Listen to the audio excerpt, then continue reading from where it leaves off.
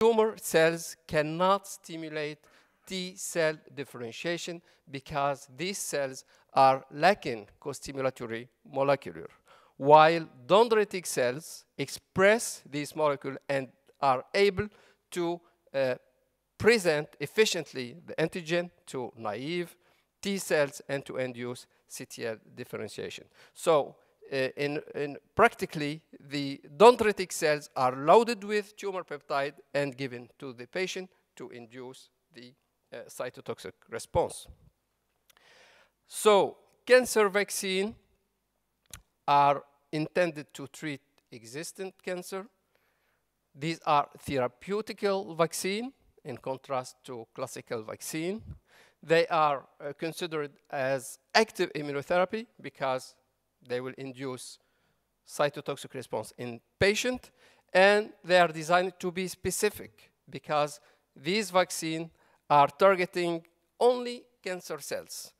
And the advantage of using cancer vaccine is that these vaccines are in general very well tolerated as compared to the classical treatment.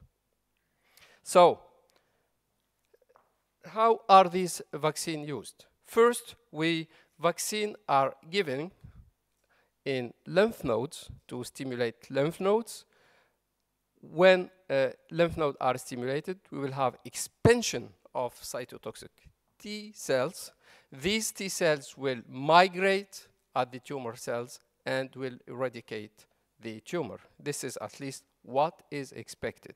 The second approach is called cell transfer therapy. From the biopsy of the patient, cytotoxic T lymphocytes are isolated, expanded ex vivo, and given back to the patient. And again, these CTLs will migrate, traffic to the tumor site, and kill the tumor target. This is typically a result we obtained in melanoma patient receiving the MAGE-3A peptide. As you can see, at the beginning we have a lot of tumors. After 3 months of vaccination with MAGE-3, the disease is stabilized. After 1 year, there is a partial disappearance of the disease, and at the end of the treatment, after 3 years of treatment, there is a total disappearance of the tumor. So at least sometimes vaccines work. What you have learned from vaccine treatment, they are easily administered to outpatient, do not cause significant side effect, but the results did not meet our expectation. Over several patients, more than 1,200 patients treated with different cancer, only 3.3% of tumor regression rate was obtained. Why? Because tumor fight the immune system.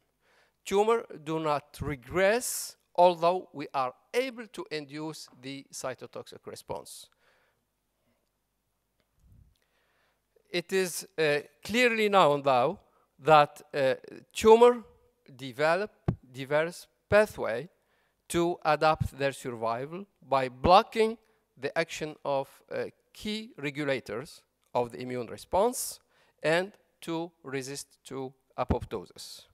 We have recently shown a new mechanism used by cytotoxic T lymphocyte to be neutralized by the tumor. The first one involves the induction of CD5 molecules, which is induced at the tumor site, and this expression will lead to the apoptosis of CTLs.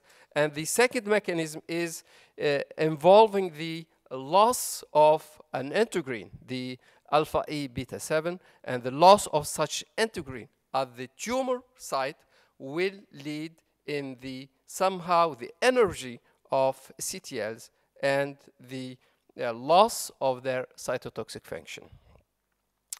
The last mechanism which is generally used by tumor cells to escape to the immune system is the resistance to apoptosis. This resistance is the drawback to a successful immunotherapy. Let me remind you two basic mechanisms of tumor resistance. The first one is an intrinsic mechanism based on the genetic instability of the tumor, oncogene suppression, tumor suppressor gene dysregulation, or loss of cell cycle control.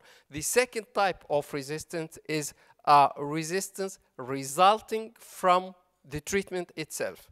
You know, we have chemoresistance, radioresistance, but also immune resistance. When tumor cells are treated with vaccines, these tumors will develop an immune resistance as well. So what is the major mechanism of resistance of tumor cells to cell death? This mechanism involves genetic instability. The prototype of the genetic instability involves the p53 tumor suppressor gene, which is mutated in 50% of human tumor cells. And it's clearly known that cancer cells with mutated p53 are aggressive and very often resistant to cytotoxic treatment. What we have shown in our laboratory using non-small lung cell carcinoma and cytotoxic T cells, that p53 also plays a key role in the regulation of tumor susceptibility to cytotoxic T lymphocyte.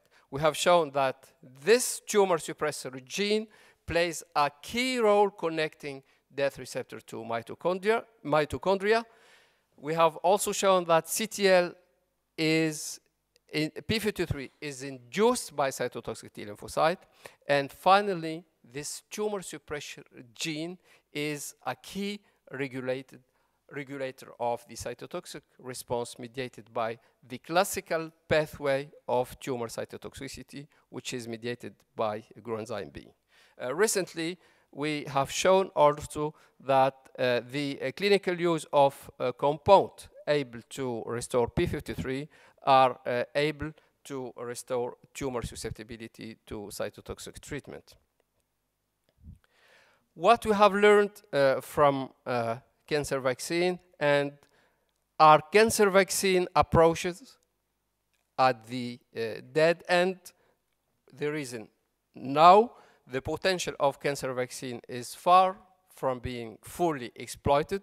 A major advance will be the identification of patients who are likely to respond. I should remind you that immunotherapy is used basically in patients failing the classical treatment. They arrive with a huge tumor mass and after acquiring all type of tumor resistance. And these patients are not the best patient for immunotherapy.